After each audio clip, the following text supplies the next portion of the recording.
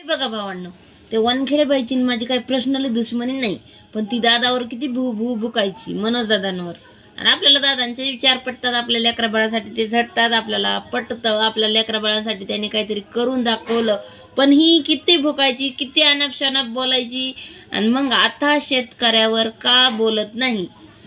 साधा आणि सिंपलचा प्रश्न आहे माझा. आता शेतकऱ्यावर का बोलत नाही की हा माझ्या शेतकऱ्याचं लई नुकसान झालेलं आहे, देवाभाऊ शेतकऱ्याला मदत करा तुम्ही, का म्हणून नाही सांगत देवाभाऊला? एवढंच म्हणायचं, देवाभाऊला सांग ना बाई की शेतकऱ्यांचं, माझ्या गरीब जनतेचं खूप नुकसान झालंय.